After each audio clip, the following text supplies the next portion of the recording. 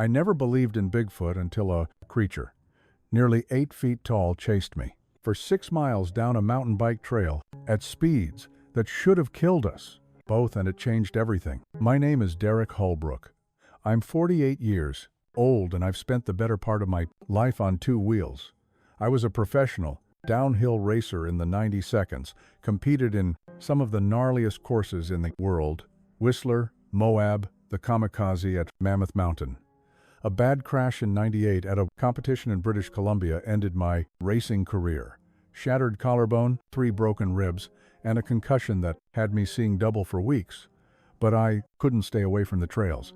By 2000, I transitioned into trail design and consultation, using my knowledge of what makes a killer downhill run to help national parks and private landowners create world-class mountain bike experiences. October 2003 found me in Mount Hood National Forest in Oregon, about 40 miles east of Portland. I'd been contracted by a wealthy tech entrepreneur who owned 200 acres of prime forest land and wanted a private trail system that would rival anything at a professional bike park. The money was excellent.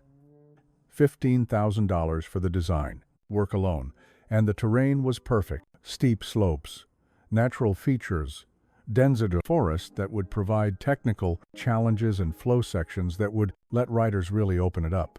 I'd been working on the project for 3 weeks, mapping routes, flagging trees, identifying features. Today was my first full test run of the main descent trail, a 3-mile downhill run that dropped nearly 1,500 feet in elevation. I'd brought my pride and joy, a 2003 Specialized Enduro comp, full suspension with 6 inches of travel, hydraulic disc brakes, and enough modifications that it barely resembled the stock model anymore. This bike had cost me $4,000 and was worth every penny.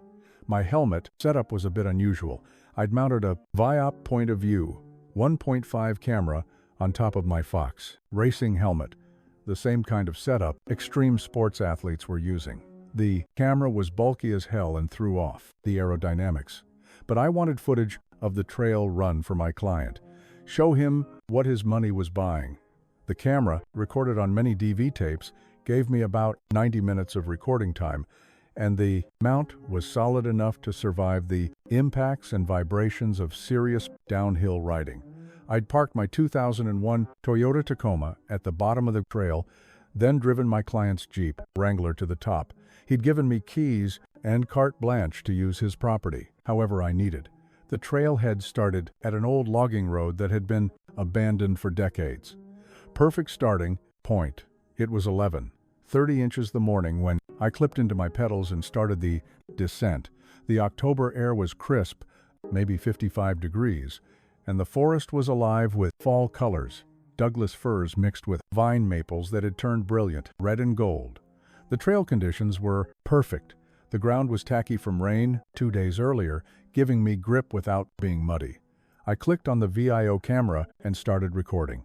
The first section of trail was what we call flow. Smooth, firm turns that let you carry speed while staying in control. I designed it as a warm-up, letting riders get comfortable before hitting the technical features further down. My bike hummed beneath me, suspension soaking up the small bumps and roots. I leaned into the BMS, feeling that familiar rush of speed and control that had never gotten old in 20 years of riding. "Looking good," I said, aloud, narrating for the camera. First BM section is riding perfectly. Transition into the rock garden coming up in 50 feet. The rock garden was a natural feature I'd incorporated into the trail, a 30-foot section of basketball-sized boulders that required precise line choice and timing. I'd ridden it twice. During the design phase, knew the line I wanted. Hit it at the right speed, right angle, and it would be a blast. Hit it wrong and you'd be picking granite out of your teeth. I chose my line, weighted my pedals, let the bike float beneath me as the front wheel kissed the first boulder, then the second. The suspension compressing and rebounding in rapid succession. My hands stayed loose on the bars, letting the bike move independently, while I kept my body centered. It was a dance I'd done 10,000 times, clean through the rock garden. Perfect. Rock garden rides clean at speed," I narrated, moving into the step-down section. The trail dropped away ahead of me, a 4-ft vertical drop I'd built into the design. Not huge by professional standards, but enough to get your heart pumping. I'd built a small lip at the top to give riders some pop. Let them clear the landing zone smoothly. I hit the lip, felt the bike leave the ground, kept my body centered as I flew through the air for maybe 15 feet. The landing was smooth, suspension absorbing the impact. I was grinning inside my full-face helmet. This was going to be an amazing trail. That's when I saw the first sign that something was wrong. There were tracks on the trail ahead of me. Fresh tracks pressed into the tacky dirt, but they weren't deer tracks or elk tracks, or even bear tracks. They were footprints, huge footprints, easily twice the size of a large man's boot print. I squeezed my brakes, slowing from about 25 miles per hour down to a crawl, unclipped one foot and put it down, staring at the prints. There were several of them crossing the trail at an angle heading up slope into denser forest. My first thought was that someone was messing with me. Hoax. Footprints weren't uncommon in the Pacific Northwest. Every year, some joker with wooden feet or modified boots would create fake Bigfoot prints and get the local news channels excited. But these prints looked wrong for fakes. They were deep, showing real weight distribution. The toes had distinct separation with what looked like dermal ridges visible in the moist dirt, and they were fresh, made within the last few hours, based on how the edges hadn't dried or crumbled yet. "That's weird," I muttered, leaning down to look closer. The VO camera on my helmet captured my perspective as I examined the prints. Each footprint was at least 16 inches long, maybe 7 inches wide at the ball of the foot. The stride length between prints was enormous, easily 5 feet. Whatever had made these tracks was tall and heavy. A chill ran down my spine despite the physical exertion of the ride. I'd been working the were regulator in these forests for 3 weeks, often alone, and I'd never felt uncomfortable. But looking at those tracks, I felt suddenly very aware of how isolated I was. The nearest house was 5 miles away. Cell phone coverage out here was non-existent. I had my two-way radio in my camelback, but that only had a range of about 2 miles in open terrain, less in dense forest. I looked up into the forest where the tracks led. Dense undergrowth, ferns, and salal bushes, creating a green wall. Couldn't see more than 30 feet in any direction. "Probably just someone playing around," I said, aloud, trying to convince myself. Moving on. I clipped back in and continued down the trail, but my relaxed confidence had evaporated. I was hyper-aware now, scanning the forest on both sides as I rode. The fun had drained out of the experience, replaced by a low-level anxiety I couldn't shake. The trail curved left, following the natural contour of the slope. I designed this section to build speed gradually, a long, sweeping turn that would have riders pushing 35 miles per hour by the exit. But I kept my speed down, still uneasy from those tracks.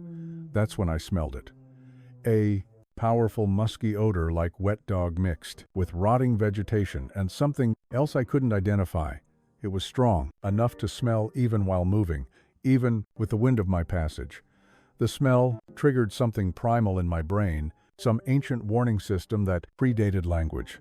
Danger, predator, nearby. He squeezed my brakes harder, slowing to maybe 10 miles per hour. The smell was getting stronger. I was riding toward whatever was creating that stench. And then I heard it. A sound from the forest to my right. Something large moving through the undergrowth. Not the careful, quiet movement of a deer or elk. This was heavy, purposeful, crashing through brush without concern for stealth. I stopped completely, both feet down, now straddling my bike on the trail. My heart was hammering against my ribs. Every instinct I had was screaming at me to turn around, to climb back up the trail, to get the hell out of there. The movement in the forest stopped. Silence fell over the woods. That same oppressive wrong silence you get when predators are near. And every small animal with survival instincts has gone quiet and still. I slowly turned my head toward where I'd heard the movement. My breathing sounded too loud inside my helmet. The VO camera on top of my head was recording everything. The lens pointed wherever I looked, through a gap in the salal, bushes, maybe 40 feet off the trail. I saw it, a face partially obscured by foliage, in shadow, but definitely a face, and it was looking directly at me. It wasn't human. The proportions were wrong too. Wide, too flat, with a prominent brow ridge that jutted out over deep-set eyes.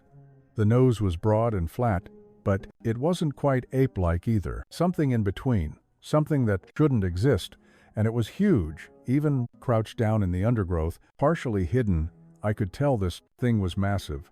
The head alone was twice the size of a human head. We stared at each other for maybe 3 seconds. 3 seconds.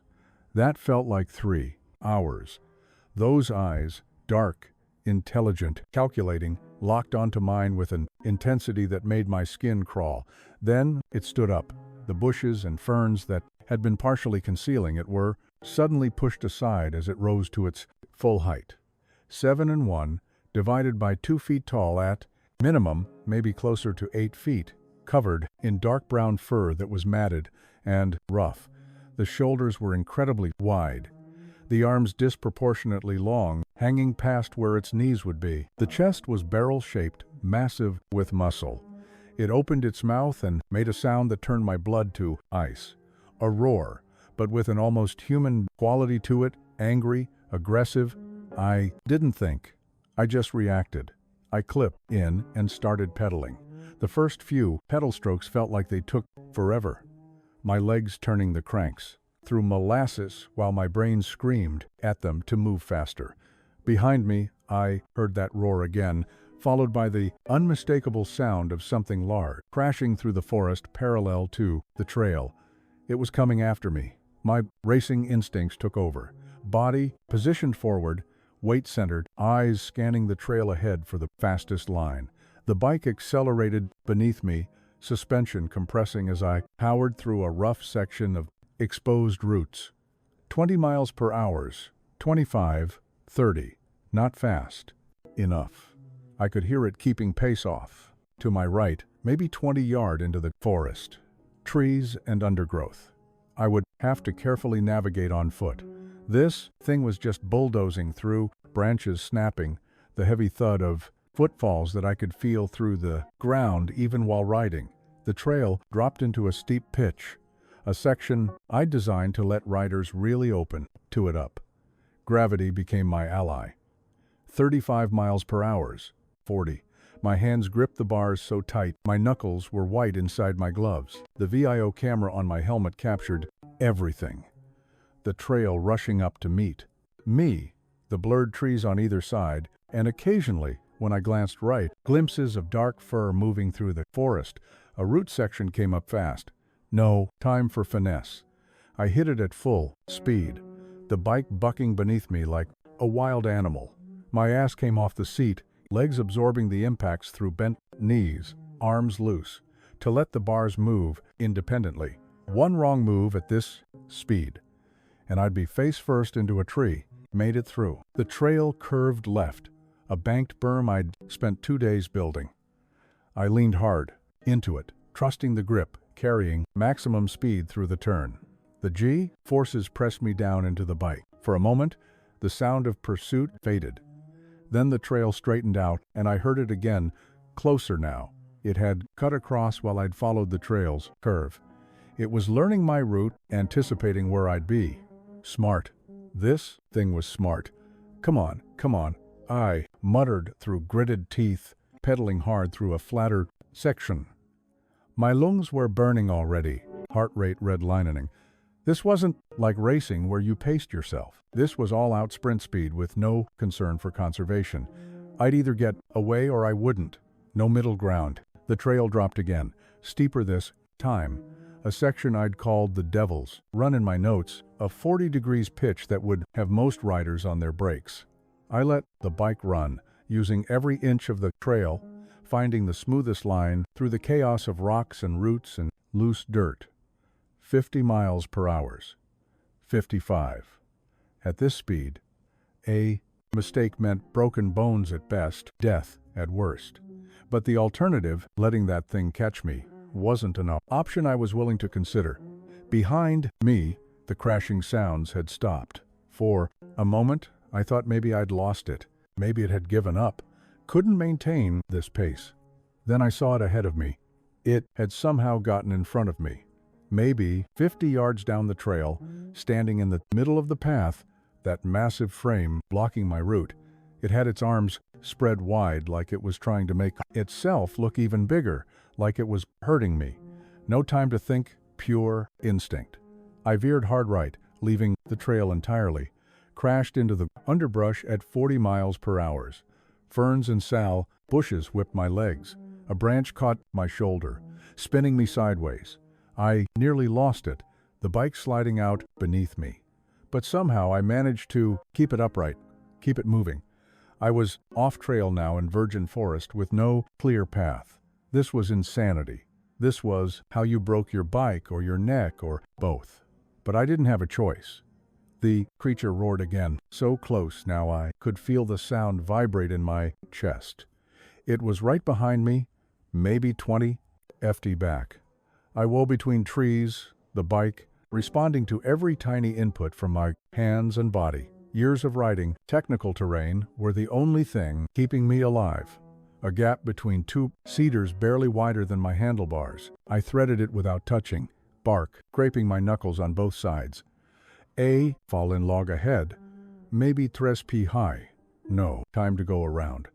I hit it straight on, popping the front wheel up and over, then lifting the rear wheel with a hop. Cleared it, landing hard on the far side. My bike's suspension bottomed out with a metallic clang. The creature just jumped over it in one fluid motion. I caught a glimpse when I glanced back. This massive thing sailing over an obstacle that a human would have struggled to climb, landing, and immediately continuing its pursuit without breaking stride. My front tire hit a hidden root, and the bike tried to throw me. I fought it, stayed on, kept moving. A vine maple branch caught my VO camera, nearly ripped it off my helmet. The mount held, but the camera twisted, now pointing sideways instead of forward. Ahead, I saw a break in the trees, more light, the trail. I'd somehow circled back to it or found where it curved around. Didn't matter. He aimed for it, crashed out of the undergrowth, back onto the designed path. The bike felt wrong. Something had happened in that off-trail excursion. The rear suspension was making a clicking sound it hadn't made before. Didn't have time to worry about it, just kept pedaling. This section of trail featured a series of tabletop jumps, 3 in a row, each one bigger than the last. I'd built them to give advanced riders a thrill, a chance to catch air in a controlled environment. Now, there were obstacles that could save me or kill me. The first jump came up fast. I hit it at 45 miles per hour, way faster than intended. The bike launched, flying through the air for maybe 25 feet. I kept my body centered, pulled up on the bar, slightly to level out the bike for landing, touched down on the backside of the landing, suspension soaking up the impact. Second jump, even bigger. I hit it with the same speed. Flew even farther. For a moment, I was weightless, flying, the forest, a blur beneath me. Landed hard but clean. Behind me, I heard the creature hit the first jump, but it wasn't jumping. It was running across it, those long legs eating up the distance, barely affected by the terrain feature that had sent me airborne. Third jump, the biggest one, a 6F lip with a gap of nearly 40 feet if you had the speed. I designed it as an optional feature. Riders could roll around it on a chicken line if they wanted. No choice for me. I was committed to the main line. I hit the lip and flew. The sensation was surreal. Complete silence, except for the wind, my bike and body sailing through the air, the forest dropping away beneath me. The VO camera, now twisted sideways on a helmet, captured the ground rushing past below me at a crazy angle. I cleared the gap easily. Too much speed, if anything, and landed deep on the backside. The impact was brutal, both wheels touching down simultaneously instead of front first like I'd intended. My teeth clacked together inside my helmet. The rear suspension made that clicking sound, again, louder now. I didn't look back to see what the creature did with the jump. Didn't want to know. Just kept my focus forward, scanning for the next section of trail.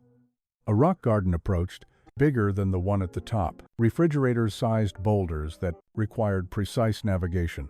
I knew the line. I'd flagged it myself, ridden it twice while designing. Left side of the first boulder, tight squeeze between the second and third, hard right around the fourth. I executed the line at speed, the bike dancing between obstacles with inches to spare. My wheels found grip where there shouldn't be any. My weight shifts perfectly timed. This was what I'd spent 20 years learning to do. Made it through clean. Behind me, I heard the sound of the creature hitting the rock garden, but not navigating around the boulders, going through them, over them. The sound of its passage was like a small landslide, rock shifting and tumbling. My bike's rear suspension was definitely damaged now. The clicking had become a grinding sound, and I could feel the rear end wasn't tracking properly. Every route and rock sent a jarring impact straight to my spine that the suspension should have been absorbing. The trail opened up into a fast section, a former logging road I'd incorporated into the design, wide, smooth, straight for 100 yards, before diving back into tight trees. This was where riders could rest their hands, let the bike run, catch their breath. I used it to check my 6. The creature was maybe 30 yards back, loping along on all fours now, or more accurately, on its knuckles and feet like a gorilla. At this gait, it was still keeping pace with me. I was doing 40 miles per hour on a bicycle, and this thing was matching my speed. Impossible. This was impossible. The trail dove back into tight forest, a section I'd called the pinball run. Narrow, tight turns, trees, close on both sides. I designed it to challenge riders' bike handling skills at lower speeds. I hit it at 45. Pure survival instinct guided me. Left turn, so tight, my pedal nearly clipped a tree trunk. Immediate right turn even, tighter, a chicane section where I had to shift my weight. Left, right, left in. Rapid succession, my tires were at the absolute edge of their grip, sliding through the turns, somehow holding on. The trees were too close together for the creature to maintain its speed. I could hear it behind me slower now, having to navigate around the obstacles instead of just powering through. For the first time since this nightmare began, I was pulling away. The pinball run dumped out onto another steep descent, and my damaged rear suspension finally gave up completely. I heard a metallic snap, and suddenly the rear of the bike felt loose, wallowing. No longer properly controlled. I'd broken something critical. At these speeds, with this terrain, a mechanical failure was a death sentence, but stopping was also a death sentence. So I kept riding. The trail ahead featured a wooden bridge I'd built myself, spanning a 15-feet-wide creek. The bridge was solid, designed to handle the weight and impact of bikes landing on it. After a small jump that preceded it, I hit the jump, flew through the air, landed on the bridge. The wood boomed beneath my impact. My damaged rear suspension bottomed out completely, the tire actually hitting the underside of the seat. I made it across and kept going, but I could feel the bike was dying beneath me. The rear end was barely staying together. Behind me, I heard the creature reach the bridge, heard the wood groan and crack under a weight it was never designed to support. The sound of splintering timber. I glanced back in, time to see the creature standing on the far side of the creek. The bridge hadn't collapsed entirely, but it had been damaged enough that the creature wasn't trusting it. It stood there, chest heaving, watching me pull away. Our eyes met for a moment across the distance. Those dark, intelligent eyes, and I could swear I saw something in them.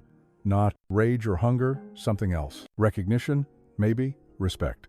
Then I hit a turn, and it was gone from view. I kept riding, kept expecting to hear the pursuit resume, but it didn't come.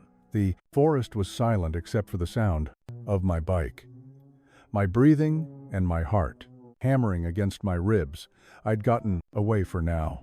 I didn't slow down for another mile. Couldn't bring myself to. Every shadow looked like that massive form. Every sound was another creature crashing through the undergrowth. My body was flooded with adrenaline, operating on pure survival mode, and it wouldn't accept that the immediate danger had passed. When I finally did ease off the pace, it wasn't by choice. My rear wheel locked up completely. The grinding sound that had been getting progressively worse suddenly became a screech of metal on metal, and the rear tire stopped rotating. I squeezed both brakes hard, the momentum carrying me forward in a skid that left a black mark on the dirt trail. The bike fishtailed, trying to throw me, but I managed to unzip and get a foot down before it completely got away from me. I stood there for a moment, straddling the bike, breathing so hard I thought I might pass out.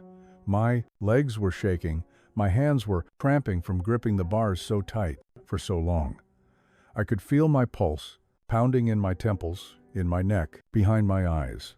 Slowly, carefully, I looked back up the trail. Nothing. No movement. No sound of pursuit. I'd really gotten away. The realization hit me and my knees almost buckled. I leaned heavily on the bike, letting it support my weight. A laugh bubbled up in my chest, but it came out sounding half like a sob, shock, probably, or the beginning stages of a complete psychological breakdown. Hard to tell the difference. "Okay," I said aloud, my voice shaky. "Okay, you're alive. You're okay. Deal with the bike." I knelt down to examine the rear suspension. The diagnosis was bad. The linkage that connected the rear triangle to the main frame had sheared completely.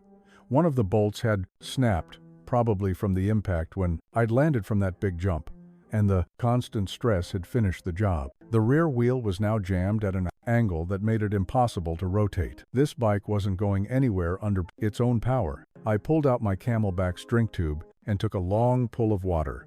My mouth was desert dry, throat raw from breathing so hard. The water helped, but what I really needed was about a gallon of it and somewhere safe to collapse for an hour. I checked my watch. It was 1:15 in the afternoon. I'd been on the trail for less than 2 hours total, though it felt like I'd lived a lifetime since I'd started this ride. My Tacoma was parked at the bottom of the trail, maybe 3 miles away by trail distance, but with a broken bike that might as well be 30 meters. I'd have to walk it out, pushing a 40 pounds bike with a seized rear wheel through terrain that was challenging enough to ride, or I could stash the bike and hike out, then come back for it later with my truck. I looked back up the trail again, half expecting to see that massive form barreling down toward me. Still nothing. But the thought of leaving my $4,000 bike alone in the forest, even hidden, made me uncomfortably. Plus, I'd need the bike as evidence. The damage to it, combined with the video footage from the Vio camera, would help prove this wasn't just some story I'd made up. The camera, Jesus. The camera had been recording this whole time. I reached up and felt the mount on my helmet. The camera was still there, twisted at a weird angle from when that branch had caught it, but the red recording light was still on. It had captured everything. The initial sighting, the chase, the jumps, all of it. Proof. I had proof that Bigfoot was real. The thought should have filled me with excitement, validation, vindication. Instead, I just felt sick, because proof meant I'd have to relive this. Meant having to explain to people what had happened, meant admitting that I'd been chased down a mountain by a creature that wasn't supposed to exist. I straightened the camera as best I could and turned it off. The mini DB tape had plenty of footage, more than enough. "All right, Derek," I muttered to myself. "Time to get the hell out of here." I started pushing the bike down the trail. The seized rear wheel dragged, creating a constant scraping sound that set my teeth on edge. Every 10 feet or so, I had to lift the rear end and reposition it. It was exhausting work, and my already depleted energy reserves were draining fast. The trail here was less steep, a gradual descent through old-growth forest. Under normal circumstances, this would be a beautiful section to ride. Flowing turns, natural features, the kind of terrain that reminded you why you loved mountain biking. Now it was just an obstacle course I had to navigate while pushing a broken bike and looking over my shoulder every 30 seconds. I'd made it maybe a quarter mile when I heard them. Vocalizations coming from multiple directions. They weren't like the roar I'd heard from the first creature. These were lower, more complex. A series of hoops and grunts and what almost sounded like clicks, and they were answering each other. One call from up slope to my left, an answer from down slope to my right, a third from somewhere behind me. They were coordinating, communicating. There was more than one of them, and they were surrounding me. I abandoned the bike immediately, just let it fall to the trail, unclipped my camelback, and grabbed the essentials. Water, the two-way radio, my multi-tool, and the VO camera that I yanked off my helmet mount. Shoved the camera into the pack's main compartment. I wasn't leaving that behind no matter what. The calls came again, closer now. I could hear movement in the forest. Multiple sources closing in from different directions. I started running, not down the trail. That's what they'd expect. Instead, I cut hard left, straight into the forest, heading perpendicular to the trail. If they were hurting me again, I needed to break their pattern, go somewhere they wouldn't anticipate. The forest here was thick with sword, ferns, and Oregon grape, the undergrowth grabbing at my legs with every step. I wasn't wearing hiking boots, just my 510 mountain bike shoes designed for pedaling, not hiking. The stiff soles and cleat mounts made running on uneven terrain awkward and painful. Behind me, I heard something large moving through the forest. Not trying to be quiet, just crashing through, closing the distance. I dodged around a mass of cedar, jumped over a fallen log, kept moving. My bike shoes slipped on wet moss, covering a rock, and I went down hard, catching myself on my hands. Pain shot through my left wrist. Probably sprained. It didn't matter. Got back up, kept going. A steep slope dropped away in front of me. Not a cliff, but close. Maybe 30 degrees, covered in loose dirt and pine needles. I didn't slow down. Just let gravity take me, half running, half sliding down the incline. Lost my footing completely, halfway down and tumbled, the world spinning. The camelback's hard plastic frame slamming into my ribs. Hit the bottom in a heap, gasping for breath. Tasted blood. Must have bit my tongue during the fall. My left wrist was screaming now, definitely more than a brain. Above me, at the top of the slope, a figure appeared, silhouetted against the sky, massive and dark. It looked down at me, tilting its head in, that disturbingly human gesture I'd seen before. Then it started descending the slope, not sliding or tumbling like I had. It came down in a controlled descent, choosing its footing carefully, using its long arms for balance. The movement was graceful despite its size, practiced. This thing knew these forests better than I ever would. I scrambled to my feet and ran. My left wrist wouldn't support weight, so I kept that arm tucked against my body as I moved. The terrain here was flatter, marshy. My feet splashed through standing water, hidden beneath a layer of skunk cabbage and marsh grass. Ahead, I could see more light filtering through the trees. A clearing maybe, or a meadow. Open ground was dangerous. I'd be visible, exposed, but staying in the forest with these things was suicide. I burst out of the treeing into a natural meadow, maybe 2 acres of open grassland surrounded by forest. The grass was waist-high, gone to seed, golden in the afternoon sun, and crossing it would leave an obvious trail, a path these things could follow easily, no choice. I plunged into the grass and ran. Halfway across the meadow, I heard them emerge from the brine behind me. I didn't look back, didn't want to know how many there were, how close they were. Just focused on the far tree line, on reaching cover, on surviving the next 60 seconds. My lungs were on fire. My injured wrist throbbed with every jarring step. My legs felt like they were made of lead, barely responding to my commands.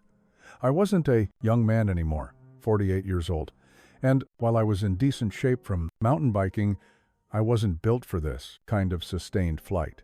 The tree line was 30 feet away. 20, 10. I crashed into the forest on the far side of the meadow and immediately dove behind a fallen log, pressing myself flat against the ground. My breathing was so loud I was sure they'd hear it from across the meadow. I clamped my good hand over my mouth, trying to muffle the sound. Through a gap in the rotting bark of the log, I could see back across the meadow. 3 of them had emerged from the forest. The largest one, the one I'd first encountered, I was sure of it, stood at least 7 feet 8 inches tall. The other 2 were smaller, maybe 7 feet even, and 6'10", but smaller was relative. All 3 were massive, powerful, moving, with coordinated purpose. They stood at the edge of the meadow, looking at the path I'd left through the grass. The largest one made a vocalization, that complex series of sounds I'd heard earlier. One of the others responded. They were talking about me, about where I'd gone. The largest one pointed directly toward where I was hiding. My heart stopped. They knew exactly where I was, but they didn't pursue.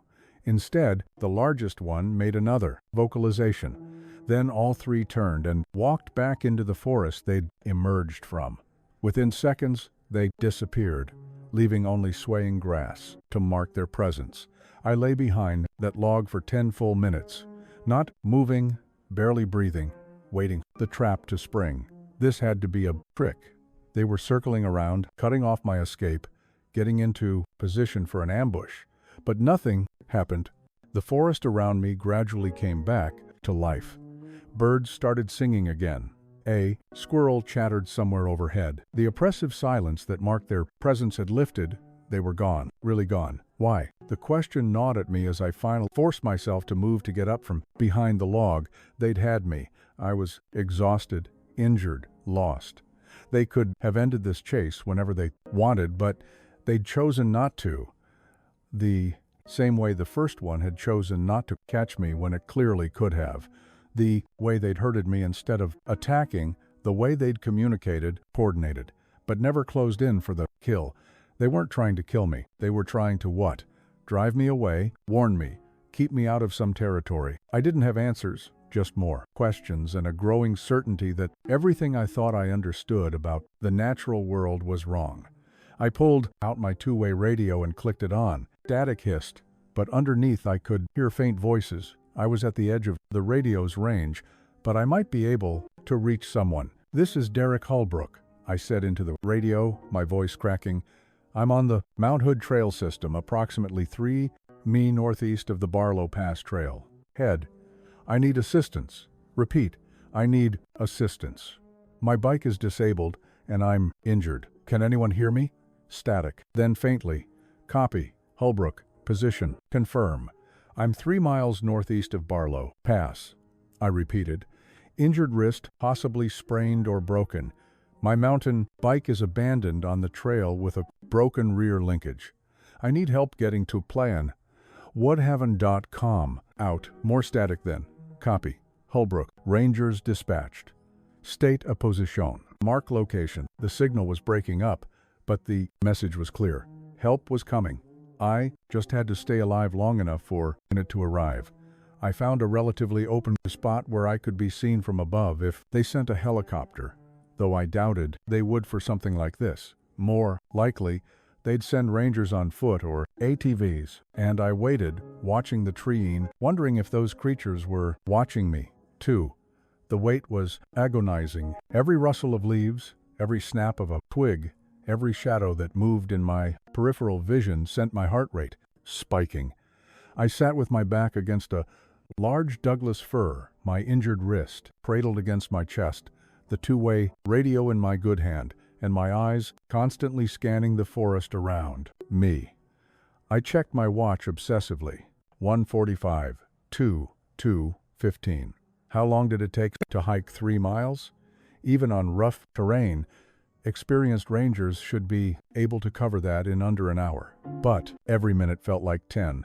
At 223, I heard voices, human voices, the most beautiful sound in the world. Holbrook, Derek Holbrook, a man's voice calling from somewhere down the trail. "Here," I shouted back, my voice cracking. "I'm here off the trail about 50 yards west. Two rangers emerged from the treeing a few minutes later. The first was a woman in her mid-30s, fit and capable looking, with dark hair pulled back in a ponytail. Her name tag read Chen. The second was a younger guy, maybe 25, with red hair and a face full of freckles. His tag said Morrison. "Mr. Holbrook?" Chen asked, approaching with her first aid kit already open. "We got your call. What's your status?" "Left wrist," I said, holding it up. It had swollen almost twice its normal size and was turning an ugly purple-black color, probably broken, some scrapes and bruises, but I can walk. "What happened?" Morrison asked, pulling out a water bottle and handing it to me. "Your radio message said your bike was disabled." I took a long drink, buying myself a few seconds to think. What was I going to tell them? The truth? That I'd been chased down a mountain by a family of Bigfoot? They'd think I was crazy. Worse, they'd think I was lying to cover up my own stupidity, going too fast, crashing, breaking my bike in my wrist, then making up a story to avoid embarrassment. I was testing a trail I designed, I said carefully. Came across something on the trail, something large. It spooked me, and I went off course. Pushed too hard, trying to get away. Broke my rear suspension linkage. Crashed and injured my wrist. "Something large," Chen repeated, examining my wrist with practiced efficiency. She was gentle, but even her light touch sent jolts of pain up my arm. "Bear cougar." "I'm not sure what it was," I said, which was technically true. I wasn't sure what they were beyond the general category of shouldn't exist. Morrison was looking at me with that expression I'd seen before, the one that said he thought I was a city boy who'd panicked at seeing a black bear. I'd been a professional mountain biker and trail designer for years, but to him, I was probably just another tourist who didn't belong in the forest. "Your bike is still on the trail?" "Well," Chen asked, wrapping my wrist in an elastic bandage from her kit. "We should retrieve it on the way out." "Yeah, about a divided by 4-mile, back up the trail from here," I said. I had to abandon it when the rear wheel seized up completely. "All right, Morrison will get the bike. I'll help you back to the trailhead. We've got a vehicle there. We'll take you to Hood River Memorial for x-rays on that wrist." Chen stood and offered me her good hand. I let her help me up, my legs protesting after sitting for so long. Everything hurt, my wrist most of all, but also my ribs where I tumbled down that slope, my legs from the sustained effort of the chase, my shoulders from gripping the handlebars in a death grip for miles. Morrison headed up the trail to retrieve my bike, while Chen and I started the slow walk back toward civilization. She kept up a steady stream of questions. Was I dizzy, nauseous, having trouble seeing clearly, any numbness or tingling in my extremities? Standard concussion protocol, I answered, everything honestly. No concussion, just exhaustion and the wrist injury. "You're lucky," she said after a while. "These forests can be dangerous, especially when you're alone. We get a lot of calls from mountain bikers who get in over their heads." "Yeah," I said quietly. "Lucky." We walked in silence for a few minutes. The trail, here was the section I designed as a gradual descent, easy to navigate on foot. In other circumstances, I'd be analyzing it, thinking about tweaks and improvements. Now, I was just putting one foot in front of the other and trying not to think about what had chased me down the same trail a few hours ago. "Chen," I said suddenly, "you ever hear about Bigfoot sightings in this area?"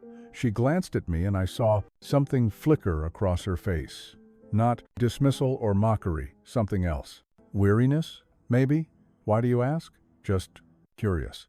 This is Bigfoot country, right? I've heard the stories. There are stories all over the Pacific Northwest, she said carefully. Most of them are just that, stories. People see a bear standing on its hind legs or a guy in a costume or shadows and light playing tricks. Their imagination fills in the rest. But some aren't just stories. I pressed. Some people really see something. Chen stopped walking and turned to face me. Her expression was serious now. Professional mask slipping, slightly. "Mr. Holbrook, did you see something out there? Something specific?" I hesitated. This was the moment. I could tell her the truth, show her the video footage, make it official, or I could keep my mouth shut, deal with this privately. I saw something I couldn't identify, I said finally. Something large and dark moving through the forest, parallel to the trail. I got spooked and made some bad decisions as a result. She studied my face for a long moment, like she was trying to decide if I was telling the truth or covering something up. If you did see something unusual, she said quietly, you wouldn't be the first. We get reports, not often, but regularly enough that we take them seriously. Most rangers who've worked these forests for any length of time have stories, things they've seen or heard that don't fit the standard wildlife categories. Do you have stories? I asked. Another pause. Then 3 years ago, I was doing a solo patrol near Lookout Mountain. It was early morning, just after dawn. I found tracks, bare footprints, but huge, easily 17 inches long. The stride length was over 6 feet. I followed them for maybe a divided by 4 mile before they went up a slope too, steep for me to safely climb. What did you think they were? I don't know, she said. And that's the official answer, too. Unknown. We documented them, took photos and measurements, filed a report. Nothing came of it, but I know what I saw. Those weren't bear tracks. They weren't human tracks. They were something else. We started walking again, both of us lost in our own thoughts. It was strangely comforting to know I wasn't alone in this, that other people had seen things they couldn't explain. Morrison caught up with us about 20 minutes later, pushing my broken bike. He'd already examined the damage. That linkage is completely trashed, he said. Must have been one hell of a crash. It was, I said simply. The rest of the rain hike out was uneventful. We reached the trailhead around 4. My Tacoma was parked where I'd left it that morning, back when the world made sense. And Bigfoot was just a myth. Chen helped me into the Rers's vehicle, a newer model, Ford Explorer, with the Forest Service logo on the side, while Morrison secured my bike in the truck bed. They drove me the 45 minutes to Hood River Memorial Hospital. Chen, making small talk about the area, the trails, the tourism industry. Normal conversation that felt surreal after what I'd experienced at the hospital. X-rays confirmed what we'd all suspected. Fractured wrist, clean break, but would need a cast for 6 to 8 weeks. The ER doctor, a tired-looking woman, in her 50 seconds, prescribed painkillers and told me to follow up with an orthopedist in a week. Chen waited while I got patched up, then drove me back to the trailhead where my truck was parked. Morrison had already left, probably back to regular patrol duties. You going to be okay to drive? Chen asked as I awkwardly tried to figure out how to operate a stick shift, with my left arm in a cast. I'll manage, I said. I've driven with worse injuries. That was true. I'd once driven myself to the hospital after a racing crash left me with a dislocated shoulder. Okay. Well, take care of yourself, Mr. Holbrook, and maybe stick to easier trails for a while. Yeah, I said. Maybe. She started to walk away, then turned back. That footage you have, she said, nodding toward my Camelback where I'd stashed the VIO camera. Whatever's on it, think carefully before you share it with anyone. Once it's out there, you can't control what happens to it or what happens to whatever you filmed. She knew, somehow. She knew I had footage. I will, I said. Thank you for everything. She nodded and walked back to her vehicle. I watched her drive away, then sat in my truck for a long moment, staring at the Camelback in the passenger seat. The camera, the footage, proof of something impossible. Chen was right. Releasing it would change everything. Not just for me, but for those creatures. Hunters would come, scientists, cryptozoologists, and skeptics, and everyone in between. These forests would be crawling with people looking for evidence, looking for trophies, looking to prove or disprove the existence of something that clearly wanted to be left alone. I thought about that moment when the 3 of them had stood at the edge of the meadow, looking directly at where I was hidden, then turned and walked away. They'd let me go, shown mercy or restraint or something I couldn't fully understand. Did I owe them the same consideration? I started the truck, awkward with the cast, but manageable, and headed back toward Portland. The drive took over an hour, giving me plenty of time to think. By the time I reached my apartment in the Pearl District, I had made my decision, or thought I had. I carried the camel back inside, set it on my kitchen table, and stared at it for a long time. Then I pulled out the VO camera and connected it to my laptop with a firewire cable. The mini DV tape had been recording on and off all day, the camera automatically stopping and starting as the tape filled and rewound over itself. I pressed play and watched. The footage was even more incredible than I'd imagined. Shaky, yes, and often pointed in the wrong direction because of how the camera had been twisted on my helmet, but there were clear shots. The initial encounter, that face looking at me through the foliage, then standing to its full height. The chase through the forest with multiple glimpses of a massive dark form keeping pace off to the side of the trail. The moment on the side of the trail, bridge when it had stopped pursuing, and, finally, the three of them at the edge of the meadow, their size and power unmistakable even at a distance. This wasn't some blurry, ambiguous footage like the Patterson-Gimlin film. This was clear modern video with good lighting and multiple angles. This was proof. And I had no idea what to do with it. My phone rang, making me jump. I checked the caller ID. My client, the tech entrepreneur who'd hired me to build the trail system. I answered, "Hey Richard, Derek, how'd the test run go? Get some good footage for me?" I looked at the paused image on my laptop screen, one of those creatures frozen mid-stride, its face partially visible as it turned toward the camera. "Yeah," I said slowly. "I got some footage, but we need to talk about the project." Uh-oh, that doesn't sound good. The trail is amazing. Technically, it's some of my best work. But Richard, I don't think you should open it to the public. Silence on the other end of the line. Then, want to explain why? How did I explain this? How did I tell a rational, logical businessman that his property was home to creatures that science said didn't exist? "There is wildlife on your property," I said carefully. "Sensitive, wildlife, rare. Opening the trail to heavy use could disturb them, possibly drive them away, or worse." "What kind of wildlife?" "We're talking bears, spotted owls." "What?" "I can't say specifically, but Richard, trust me on this. Your property is special. What's their needs to be protected, not turned into a bike park?" Another long pause. "You're serious about this?" "Completely serious." "All right," he said finally. "Send me what you've got. I'll review it and we'll talk. But Derek, I've got a lot of money invested in this project. If we're going to shut it down, I need a damn good reason." "You'll have one," I promised. We hung up and I sat staring at the laptop screen. What was I going to send him? The footage? Part of it? None of it. The responsible thing would be to show to him everything. Let him make an informed decision about his own property. But responsible to whom? To Richard. To science, to the public, or to three creatures who'd shown more restraint and intelligence than most humans I knew. I thought about that for a long time. Then I started editing the footage.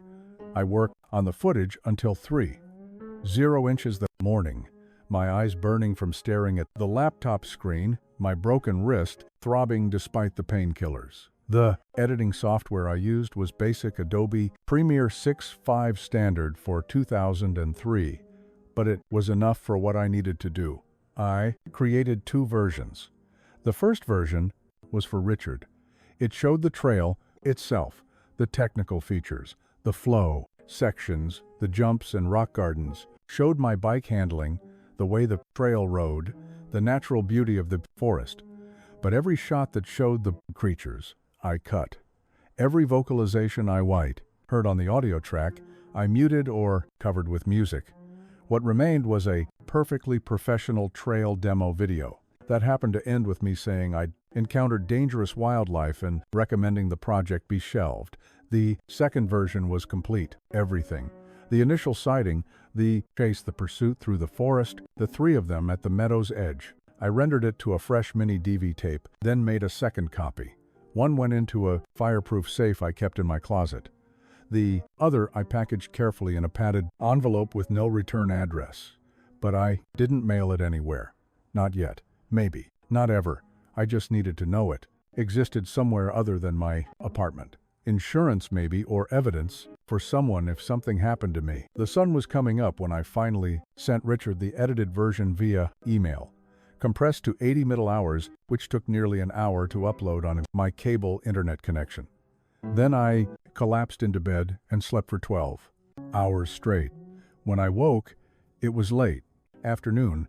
My phone had 4 missed calls, all from Richard. I called him back. "I watched your footage," he said, without preamble. "It's incredible work, Derek. That trail looks phenomenal. So, explain to me again why we're not moving forward. Did you watch the end, where I talked about the wildlife concerns?" "I did, and I appreciate your perspective, but Derek, I've got environmental consultants. If there is something on my property that needs protection, we can work around it. Route sections of the trail, establish no-ride zones, whatever it takes." "Richard, you can't work around this. Trust me." "Then help me understand. What exactly did you see out there?" I closed my eyes, weighing my words carefully. "Something that would bring the wrong kind of attention to your property. The kind of attention that would make a bike park impossible anyway. Researchers, media, curiosity seekers. Your land would be overrun." "You're talking about Bigfoot," he said flatly. "You're seriously telling me you saw Bigfoot on my property?" "I'm telling you I saw something that would make it impossible to develop the trail system you wanted. What you choose to believe that something was is up to you." Silence on with a line. I could hear him breathing, thinking. "Did you get footage of it?" He asked finally. "This thing you saw?" "Some," I admitted, "not clear. Mostly just shapes in the forest. Sounds. Nothing definitive." The lie came easier than I expected. "I want to see it." "No." "Derek, I'm paying you. You're paying me for trail design and consultation. I'm giving you both. My professional consultation is that this project should be abandoned. The trail exists. You can write it privately if you want, but opening it to the public would be a mistake." Another long pause. Then, surprisingly, he laughed. Not a mocking laugh, something else. Almost relieved. "You know what? Okay, maybe this is a sign. My wife's been on me about this project since day one. Says I'm having a midlife crisis, trying to recapture my youth. Maybe she's right." He sighed. "All right, Derek. Project's dead. I'll send your final payment. But I want you to know I think you're crazy." "That's fair," I said. We hung up, and I felt a weight lift from my shoulders. One problem solved. The trail would remain private, essentially abandoned. Richard would ride it occasionally, but without maintenance. It would gradually be reclaimed by the forest. The creatures would have their territory back. But that still left the question of the footage, what to do with it. I spent the next week recovering, my wrist healing slowly in its cast. I couldn't ride, couldn't work, could barely function with one hand. It gave me a lot of time to think. I watched the complete footage dozens of times, studying every frame. The more I watched, the more details I noticed. The way the creatures moved, coordinated, purposeful but not aggressive. The vocalizations that clearly served as communication. That moment when the largest one had pointed toward the cave, where my bike was, then turned away. They hadn't been hunting me. I was sure of that now. They'd been doing something else, escorting me, herding me away from something, testing me. I'd never know for certain, but I was convinced of one thing. These weren't just animals. They were intelligent, possibly as intelligent as humans, just living in a completely different way. And they deserved to be left alone. 2 weeks after the incident, I got a call from Ranger Chen. She'd gotten my number from the incident report. "Mr. Holbrook, I wanted to check in, see how you're recovering. Cast comes off in a few more weeks," I said. should be back to normal, eventually. Good, that's good. She paused. I also wanted to ask if you'd made any decisions about that footage if you took. How did you know I had footage? You were wearing a helmet, camera. I saw the mount and you had that look. The look people get when they've seen something they can't explain. Usually they either can't wait to tell everyone, or they can't bear to tell anyone. You seem like the second type. I'm still deciding, I said honestly. Can I give you some advice from someone who's been in a similar position? Please, whatever you saw out there, it survived this long by staying hidden, by being careful, by avoiding us. If you expose it, that changes. Suddenly, everyone's looking for it. Hunters want trophies. Scientists want specimens. The government gets involved. And the thing you saw, its life gets infinitely more complicated, possibly shorter. You think they deserve protection? I said, you think they're worth protecting? I think if something's managed to stay successfully hidden for thousands of years, there might be a good reason. And I think humans have a pretty terrible track record when it comes to leaving things alone that we don't understand. She was right. I knew she was right. There's another consideration, she continued. If you release that footage, your life changes, too. You become the Bigfoot guy. Every decision you make, every word you say gets filtered through that lens. Some people will believe you, most won't. Some will think you're a liar. Others will think you're crazy. Your professional reputation could suffer. Job opportunities dry up. It's not an easy path. You sound like you're speaking from experience. I showed my photos to a colleague once. Just the footprint photos, nothing more. Within a week, it was all over the ranger station. Half the people thought I'd faked them. The other half thought I was gullible. It took years to rebuild my credibility. She sighed. I'm not saying don't release your footage. I'm saying make sure you understand the consequences before you do. After we hung up, I sat with my laptop for a long time, the complete footage queued up and ready to export. One click and I could upload it to the internet. By 2003 standards, it would take hours, maybe a full day to upload a 90-minute video. But once it was out there, it would spread. Message boards, email chains, eventually mainstream media. The footage was too clear, too compelling to ignore. I could change the world, prove that Bigfoot was real, vindicate every person who'd ever been laughed at for reporting a sighting. Or I could protect something rare and precious, keep a secret that maybe deserved to be kept. My cursor hovered over the delete button. I thought about those eyes, looking at me through the forest. The intelligence there, the restraint, they could have killed me easily. Instead, they'd let me go. I clicked delete. The computer asked me to confirm. Are you sure you want to permanently delete this file? My finger hesitated over the key. Then I moved the cursor and clicked cancel. I couldn't do it. Couldn't delete the only proof I had that I hadn't imagined the whole thing. But I couldn't release it either. Not yet. Maybe not ever.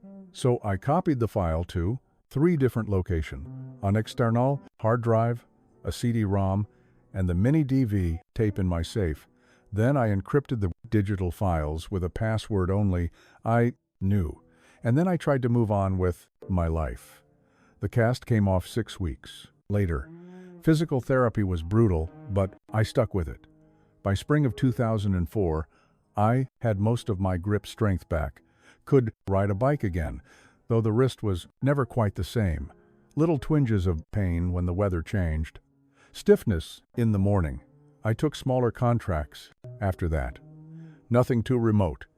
Nothing that required solo work deep in the back country. I told myself it was about the wrist, about being practical as I got older. But I knew the truth. Those forests had changed for me.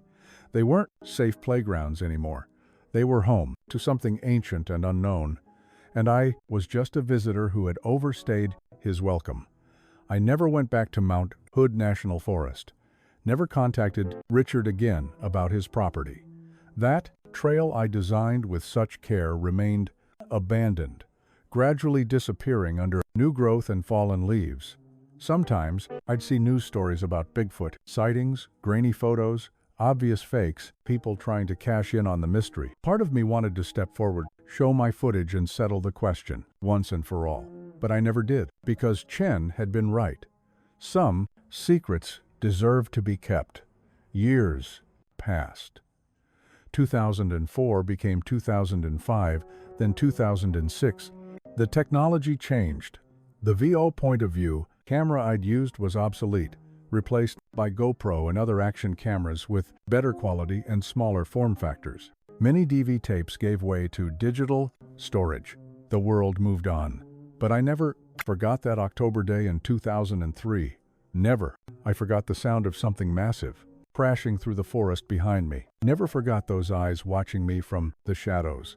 Never forgot the moment when I realized that the world was stranger and more wonderful than I'd ever imagined. I kept the footage safe, checked on it every few months to make sure the files were still readable, the tapes still playable. My insurance policy, against doubt, proof that I wasn't crazy, that it had really happened. In 2010, 7 years after the incident, I got a package in the mail. No return. Address. Inside was a newspaper clipping from a small Oregon paper dated 2 weeks earlier. The headline read, "Local Trail. Designer discovers rare wildlife habitat." The article was about Richard, my former client. He donated his 200 acres to a wildlife conservation trust, establishing it as a protected area where development would be permanently prohibited. The article quoted him saying that a professional consultant had identified the property as home to sensitive and potentially undiscovered species that warranted protection. Tucked into the newspaper clipping was a handwritten note on Forest Service letterhead. I recognized Ranger Chen's handwriting. Thought you'd want to know. Some secrets stay secret. Some places stay protected. Thank you for making the right choice, AC. I sat in my living room holding that note and felt something release in my chest. A tension I'd been carrying for 7 years without fully realizing it. I'd made the right choice. The footage stayed locked away. My secret kept safe. And somewhere in those protected forests, a family of creatures that shouldn't exist continued their lives, undisturbed by the humans who would we never know they were there. I'm 61 years old now, as I write this in 2016.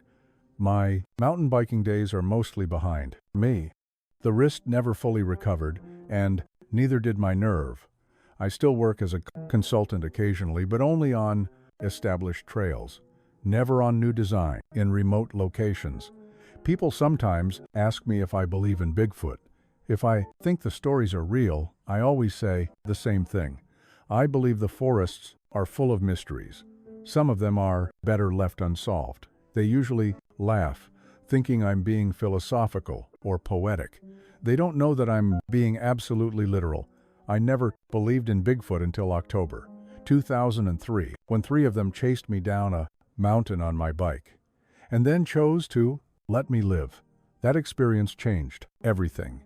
Changed how I saw the world, how I understood my place in it, how I thought about what was possible and impossible. The footage still exists. I check on it once a year on the anniversary of that October day. Make sure the files are backed up, the tape is stored properly. Part of me hopes I'll never need to use it, never need to prove what happened, but another part of me is grateful it exists. Because on the hard days when the world feels too known and too mapped and too understood, I can watch that footage and remember there are still mysteries out there, still wild places, still things that science hasn't cataloged and cameras haven't captured and human understanding hasn't diminished. And some of those mysteries look back at you with intelligent eyes, make choices about whether to harm or help, and then disappear back into the forest like smoke. I was chased by Bigfoot on a mountain bike trail in October 2003. I have proof, and I'll never show it to anyone. That's my story. That's my secret. And that's how it's going to stay, because I owe them that much. The creatures who could have killed me but chose mercy instead. The creatures who have survived by staying hidden, by being smarter than us, by knowing when to reveal themselves and when to disappear. I never believed in Bigfoot, but Bigfoot believed that I was worth sparing, worth trusting with their secret, and I intend to honor that trust for the rest of my life. Some truths are too dangerous to share. Some mysteries are meant to remain unsolved. Some footage is meant to stay locked away in a safe, checked once a year, and never released to a world that isn't ready for it. The world doesn't need my proof. It's doing just fine with its uncertainty, its skepticism, its comfortable assumption that Bigfoot is just a myth. And somewhere in the forests of Oregon, a family of impossible creatures is doing just fine too. That's exactly how it should be. Derek Holbrook's footage has never been released. The mini DV tape, external hard drive, and CD-ROM remain in his possession, checked annually, but never shared. Richard Trent's property remains protected land. Ranger Amanda Chen retired from the Forest Service in 2014, and the trails of Mount Hood National Forest continue to wind through forests that hold secrets older than any human can imagine. Some stories are true whether or not anyone believes